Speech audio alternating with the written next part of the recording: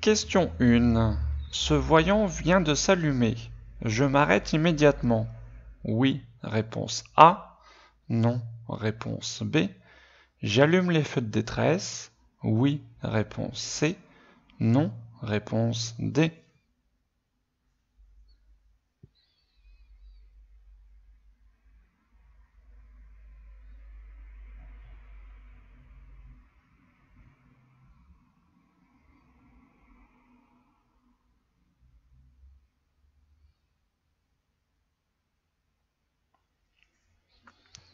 Alors ce voyant vient de s'allumer sur mon tableau de bord, donc c'est un voyant de couleur rouge.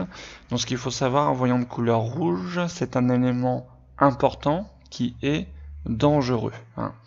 Donc comme c'est dangereux, forcément il faut s'arrêter au plus vite. Alors que veut dire ce voyant? Sinon, donc c'est la température du liquide de refroidissement, donc qui est beaucoup trop chaude. En d'autres termes, donc mon moteur chauffe de trop. Donc forcément c'est très dangereux puisque je risque de casser le moteur. Donc il faut s'arrêter. Par contre, est-ce que je m'arrête immédiatement? Donc là, il faut regarder l'espace que j'ai. Donc là, je suis sur soit une autoroute, soit une voie rapide. Et dans ce cas-là, il faut s'arrêter sur la bande d'arrêt d'urgence. Le problème, est-ce que j'ai une bande d'arrêt d'urgence dans ce cas précis? Pour l'instant, non. Donc je n'ai pas à m'arrêter tout de suite ici. Ce serait dangereux par rapport à la circulation qu'on a derrière. Donc je ne m'arrête pas tout de suite, je vais un petit peu plus loin et je vais bien trouver une bande d'arrêt d'urgence ou un emplacement d'arrêt d'urgence un petit peu plus loin. Par contre, je vais allumer les feux de détresse pour prévenir ceux qui sont derrière de mon souci. Et forcément, je vais ralentir, ce qui va me permettre de refroidir un petit peu plus mon moteur jusqu'à mon arrêt un petit peu plus loin. Donc je ne m'arrête pas immédiatement parce que c'est beaucoup trop dangereux. Il n'y a pas d'emplacement pour s'arrêter, vu la circulation de derrière. Et j'allume les feux de détresse pour prévenir ceux de derrière moi de mon problème. Donc bonne réponse, B et C. Question 2. Le long de ce trottoir, je peux m'arrêter. Oui, réponse A. Non, réponse B. Stationner. Oui, réponse C. Non, réponse D.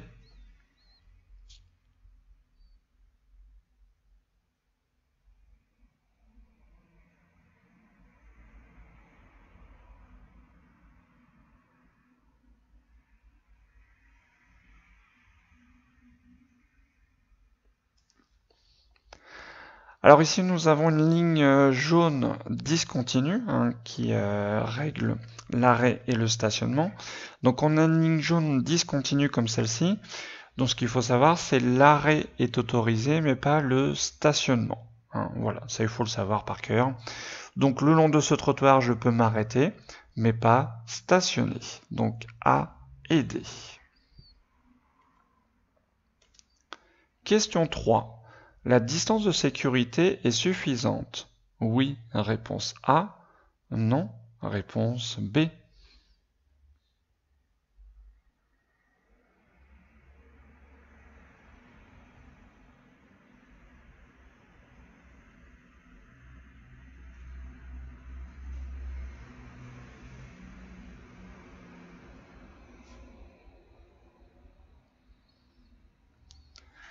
Alors pour savoir si on a une bonne distance de sécurité, donc on peut beaucoup s'aider au niveau des marquages au sol, notamment donc les lignes.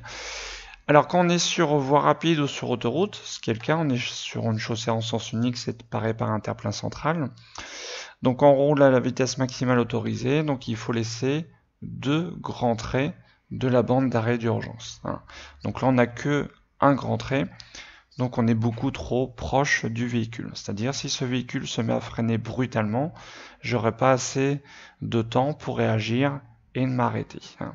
Donc il faut laisser 2 grands traits de la bande d'arrêt d'urgence. Là j'en ai qu'un. La distance de sécurité n'est pas suffisante. Réponse B. Question 4. Le liquide lave-glace se situe en 1, réponse A. En 2, réponse B. En 3, réponse C. En 4, réponse D.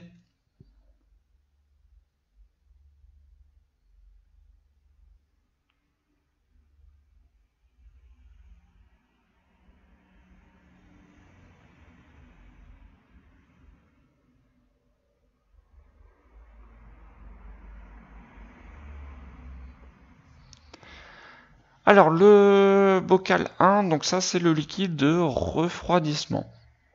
Donc on a le petit attention danger pour la température. Si on dévisse ce bouchon lorsque c'est chaud, on risque de se brûler.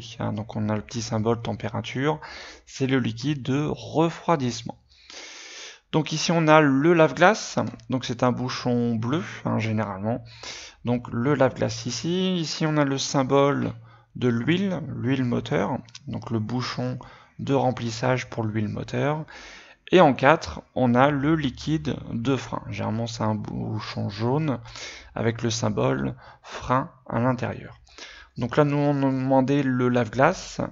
Donc le lave-glace se situe en 2. Donc bonne réponse B. Question 5. Je dois circuler en feu de route, réponse A. Feu de croisement, réponse B. Feu de position seul, réponse C.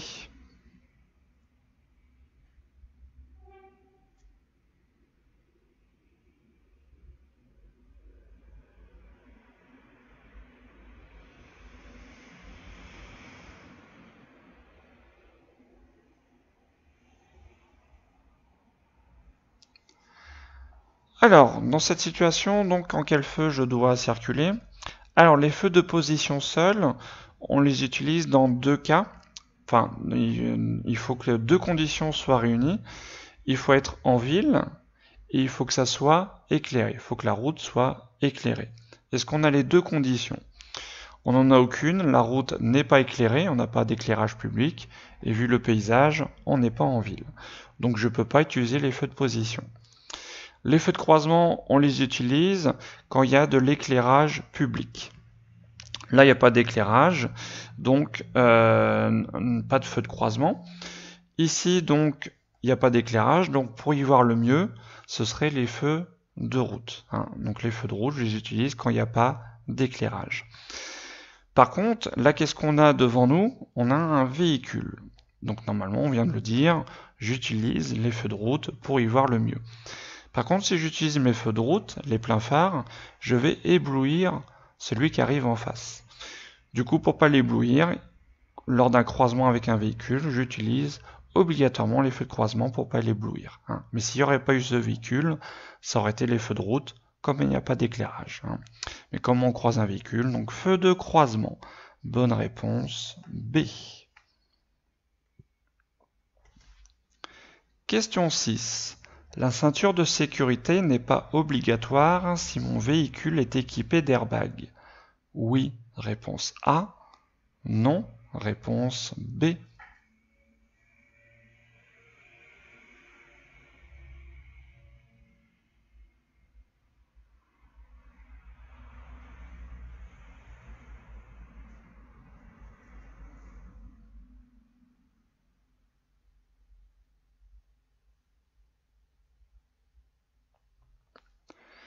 Donc la ceinture de sécurité, bien sûr, est obligatoire, qu'on ait des airbags ou pas. Ça change rien, un airbag, donc ça n'évite pas l'éjection de la personne. Donc c'est la ceinture de sécurité qui va permettre d'éviter justement l'éjection. L'airbag, c'est vraiment en second. Donc non, la ceinture de sécurité n'est pas obligatoire, donc non, elle est obligatoire. Donc bonne réponse B. Question 7. Dans cette situation, je m'engage, réponse A. Je patiente, réponse B.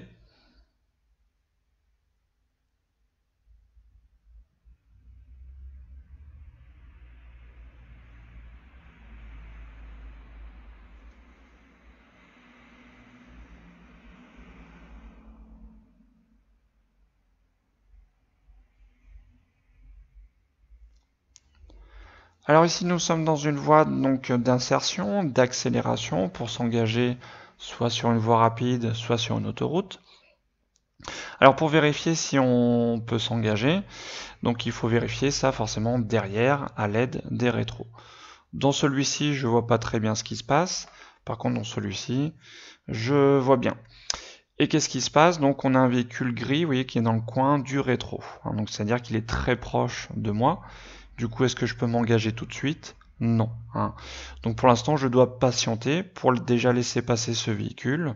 Et après, je verrai bien si je peux me faufiler entre justement ce véhicule-ci et le véhicule noir. Hein. Mais pour l'instant, je patiente. Si je m'engage tout de suite, je risque de percuter ce véhicule qui doit éventuellement rouler plus vite que moi, puisqu'en plus, je suis au début de la voie d'accélération. Hein. Donc pour l'instant, je patiente, je m'engage pas. Réponse B. Question 8. La signalisation annonce endroit fréquenté par les enfants. Réponse A. Un passage pour piétons. Réponse B. Une intersection. Réponse C.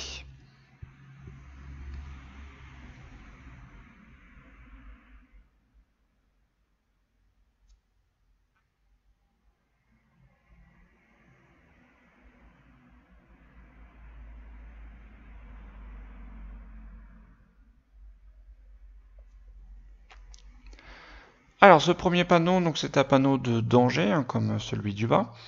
Donc qu'est-ce qu'il annonce? Il annonce une intersection où on va être prioritaire. Hein. Donc c'est ce qu'on appelle la priorité ponctuelle. Donc ça annonce bien une intersection. Le deuxième panneau annonce un passage pour piétons. Ce n'est pas un endroit fréquenté par les enfants. Les endroits fréquentés par les enfants, c'est les deux petits piétons. Hein. Là, ça annonce un passage pour piétons. Donc bonne réponse B et C. Question 9. Dans cette situation, je passe. Réponse A. Je m'arrête. Réponse B.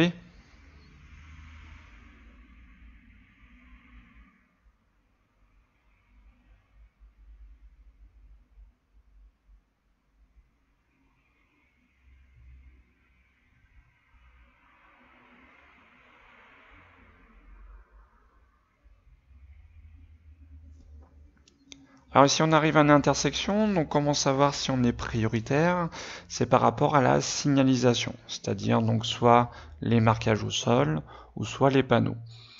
Donc ici on n'a rien du tout, mis à part les passages pour piétons. Les passages pour piétons, c'est pas ça qui va dire si on est prioritaire ou pas. Donc quand on n'a aucune signalisation, on applique la règle de la priorité à droite. Du coup, ce véhicule arrive de ma droite, je dois le laisser passer. Donc je m'arrête. Réponse B. Question 10. Sur cet emplacement, l'arrêt est interdit. Oui, réponse A. Non, réponse B. Le stationnement est autorisé. Oui, réponse C. Non, réponse D.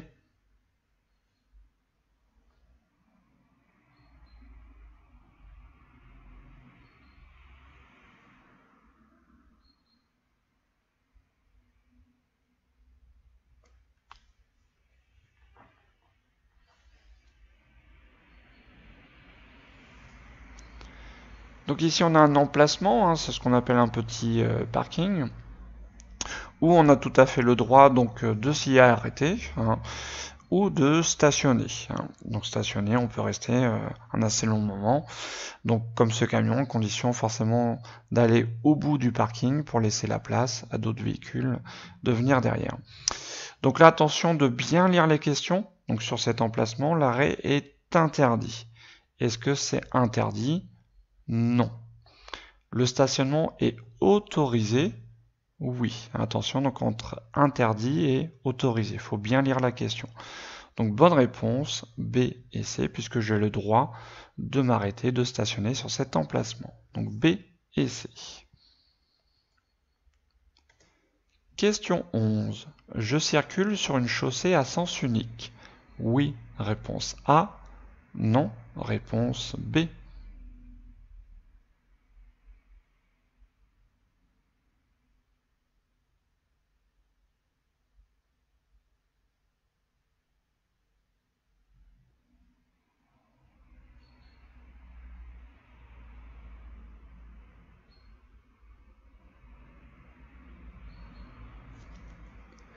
Alors pour savoir si on est en sens unique, donc c'est assez simple, il faut regarder quelle ligne on a tout à gauche. Donc si on a une ligne discontinue comme ici, on est forcément en double sens de circulation. Donc on a une ligne discontinue, c'est-à-dire cette ligne-là à ma droite comme à ma gauche, je suis en double sens. Si par contre j'ai une ligne blanche continue, je suis forcément en sens unique. Il n'y a que cette ligne qui va nous permettre de savoir justement si on est en sens unique ou pas. Donc comme j'ai une ligne blanche continue sur ma gauche, je suis bien en sens unique. Donc bonne réponse A. Question 12. Je dois me rendre au sud de Rouen. Des signes de fatigue apparaissent. Je peux continuer jusqu'à ma destination? Réponse A. J'augmente le son de la radio? Réponse B. Je ralentis? Réponse C. Je m'arrête dès que possible? Réponse D.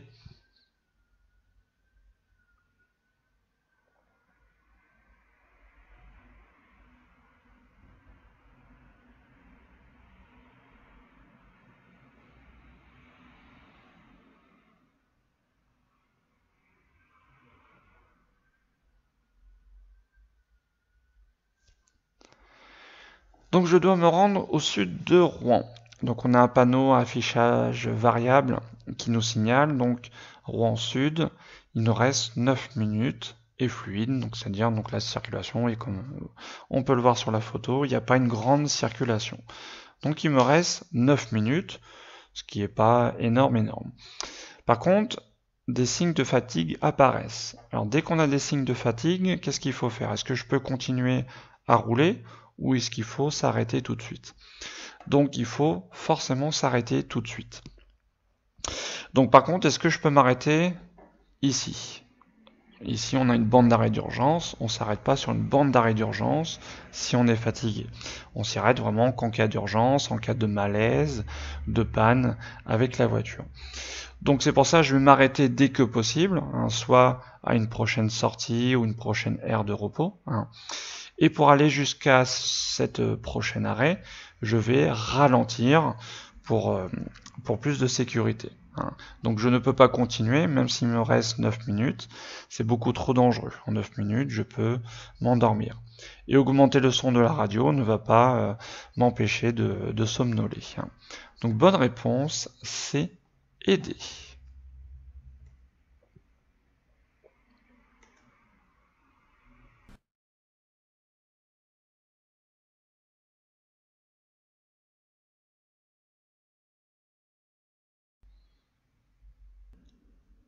Question 13. La chaussée est très glissante. Oui, réponse A. Non, réponse B. J'arrive à la bonne allure. Oui, réponse C. Non, réponse D.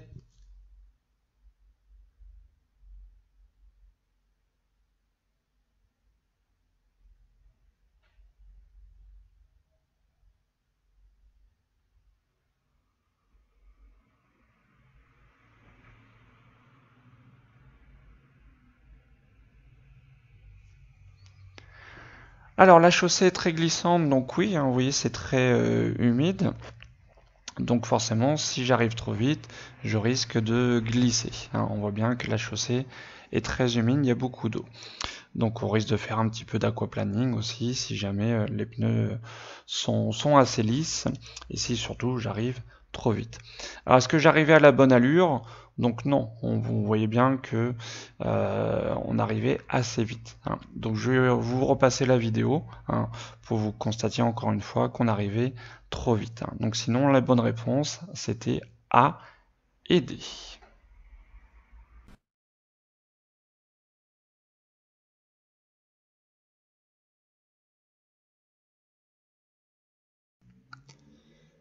Question 14. Dans cette situation, pour assurer la sécurité, je m'arrête. Réponse A. Je passe. Réponse B. Je ralentis. Réponse C. Je klaxonne. Réponse D.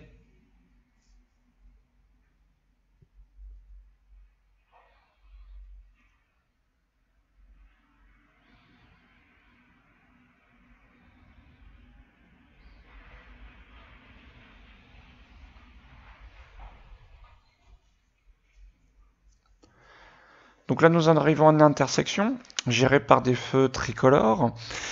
Et nous arrivons aussi face à un passage pour piétons, avec un piéton donc, qui a l'intention, qui aimerait traverser. Alors ce qu'il faut savoir, c'est quand nous avons le feu vert, les piétons qui vont se trouver sur la même route que nous ont forcément le petit bonhomme rouge, c'est-à-dire qu'ils ne sont pas prioritaires. Donc du coup, comme ce cas-là, ils ne sont pas prioritaires, c'est à moi de passer. Il ne faut surtout pas s'arrêter. Pourquoi? Parce que s'il y a quelqu'un derrière nous, on risque de le surprendre de notre arrêt. Et du coup, s'il est trop surpris, le temps qu'il réagisse, il risque de nous rentrer dedans par l'arrière. Donc surtout, on ne s'arrête pas dans cette situation, à part forcément si le piéton traverse. Si le piéton traverse, on ne va pas l'écraser. Mais là, c'est pas le cas. Ce piéton attend patiemment. Donc on n'a aucune raison de s'arrêter, ni non plus de klaxonner, puisqu'il n'y a pas de danger immédiat. Je vous rappelle, le klaxon est interdit en ville, sauf en cas de danger vraiment immédiat. Donc je continue ma route, donc je passe, mais en ralentissant. Voilà, toujours au cas où, si tout d'un coup ce piéton se met à traverser. Donc bonne réponse, B et C. Question 15. Ce panneau annonce priorité seulement à une intersection. Réponse A. Priorité pour toutes les intersections. Réponse B.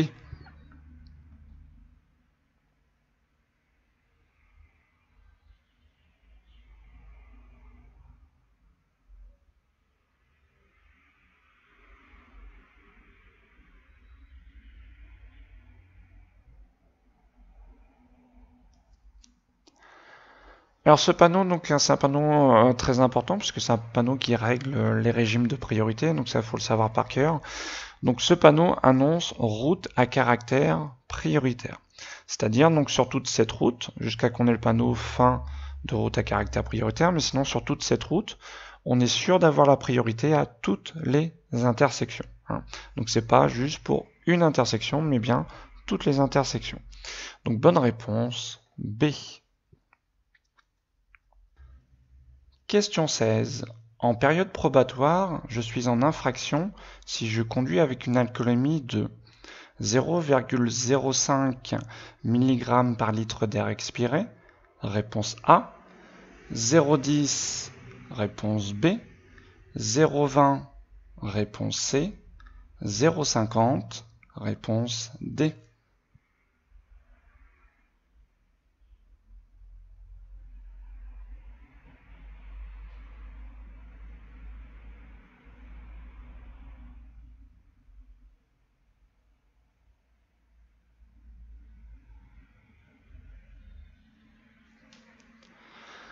Alors, en période probatoire, qu'est-ce que ça veut dire déjà? Ça veut dire qu'on est jeune permis, c'est-à-dire on impose le A donc sur l'arrière de la voiture. Donc jeune permis, donc c'est 3 ans qu'on passe par la formule traditionnelle et 2 ans qu'on passe par la conduite accompagnée. Alors ce qu'il faut savoir, donc les jeunes permis donc n'ont pas droit au même taux d'alcool que les conducteurs confirmés. Deuxième chose aussi à savoir, c'est que, attention, on a deux mesures par rapport à l'alcool. On nous parle soit dans l'air expiré, ou soit dans le sang, ce qui n'est pas du coup la même chose. Alors dans le sang, un jeune conducteur est en infraction à partir de 0,20 g dans le sang. Donc si on veut faire la transaction au niveau de l'air, il faut diviser par 2. Donc 0,20 divisé par 2, ça nous donne 0,10. Et c'est à partir de ce taux qu'on est en infraction. Donc un conducteur en période probatoire est en infraction à partir de 0,10, donc du coup réponse B, et forcément au-dessus. Il est en infraction à 0,10, à 0,20 et à 0,50. Donc bonne réponse B, C et D. Question 17. Dans un pôle intermodal, je peux trouver des tramways. Oui, réponse A. Non, réponse B. Des bus. Oui, réponse C. Non, réponse D.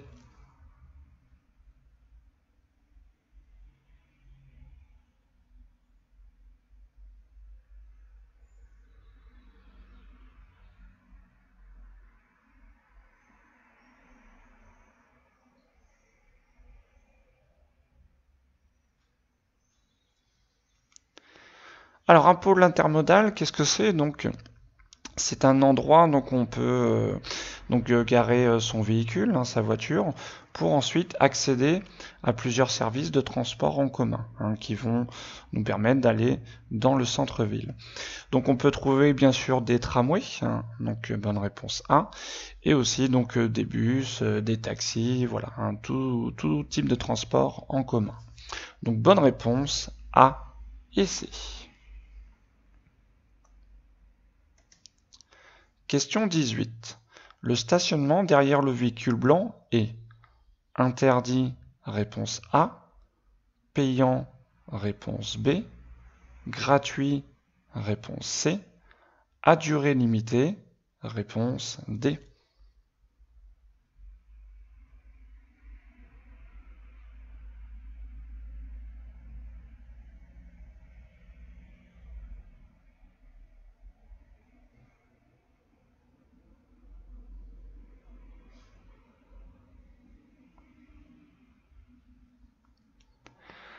Alors derrière ce véhicule blanc, comment j'ai le droit de stationner? Donc on peut le voir par rapport à ce panneau qui va gérer justement le stationnement après ce panneau. Alors que veut dire ce panneau? Donc on entre dans une zone. Alors qu'est-ce que c'est déjà une zone? C'est un ensemble de rues. C'est-à-dire dans cette rue et aussi donc si on tourne à gauche, à droite plus tard. Donc c'est un ensemble de rues. Donc on entre dans une zone où le stationnement est interdit, à part si on utilise les petits disques de stationnement. Donc le disque de stationnement, comment ça fonctionne?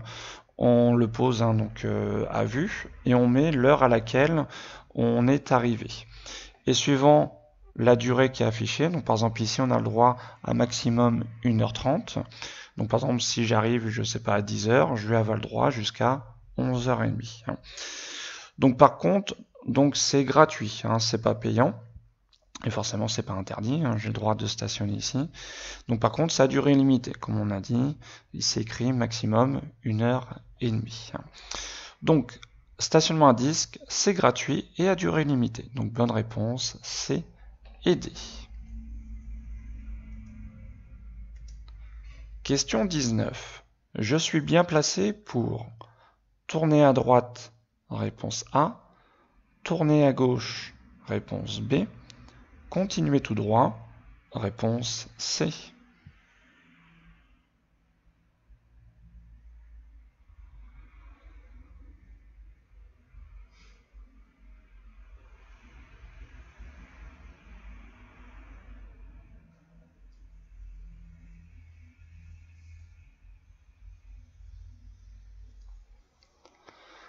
Donc là, nous arrivons à une intersection avec ce qu'on appelle des voies de stockage. C'est des voies qui sont affectées pour un changement de direction.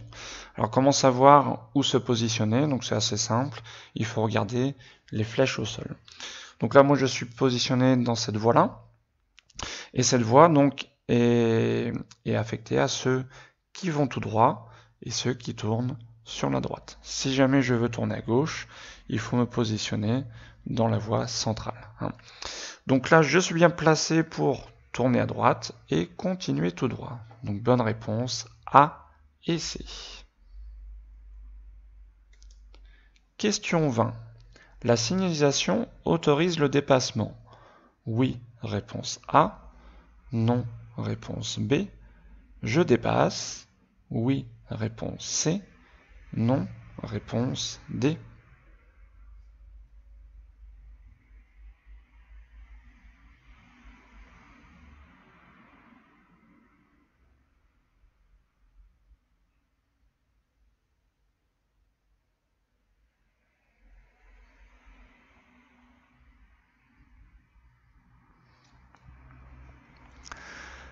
Donc là, nous avons la signalisation autorise le dépassement. Donc la signalisation, c'est quoi? C'est toujours les panneaux et le marquage au sol. Ici, on n'a aucun panneau qui gère les dépassements. Par contre, on a un marquage au sol. Donc on a une ligne discontinue. Par contre, les traits sont très rapprochés par rapport à une ligne, on va dire, normale, où les traits sont très espacés. Alors, quelle est la différence avec cette ligne-là? Donc cette ligne autorise le dépassement uniquement des véhicules lents. Qu'est-ce que c'est un véhicule lent? C'est un véhicule qui circule égal ou inférieur à 60 km/h. Donc par exemple, une voiture peut être un véhicule lent, tout dépend à quelle allure elle roule. Donc là, nous avons un cycliste, un vélo, donc forcément un vélo ne roule pas à plus de 60 km/h. Donc la signalisation autorise bien le dépassement de ce véhicule lent. Donc bonne réponse A. Après, est-ce que je dépasse? Donc pour dépasser, il y a toujours trois choses à vérifier. Donc déjà, si j'ai l'autorisation, on vient de le voir, donc oui. Donc vérifier la visibilité par devant et aussi vérifier derrière si on n'est pas dépassé. Donc derrière, on peut voir dans le rétro qu'il n'y a aucun véhicule qui nous dépasse. Par contre, au niveau visibilité, on arrive dans un virage. Et le problème, donc, on n'a pas une visibilité suffisante pour dépasser. Si je commence mon dépassement, au même moment, il y a un véhicule qui arrive en face. Donc, c'est vraiment trop dangereux. J'ai pas assez de visibilité, j'ai pas assez de temps pour effectuer un dépassement, même si ce vélo circule assez lentement, même si je mets pas beaucoup de temps pour dépasser. Il faut mieux être prudent, attendre d'avoir une belle ligne droite, une bonne visibilité. Donc, je dépasse pas. Donc, bonne réponse A et D.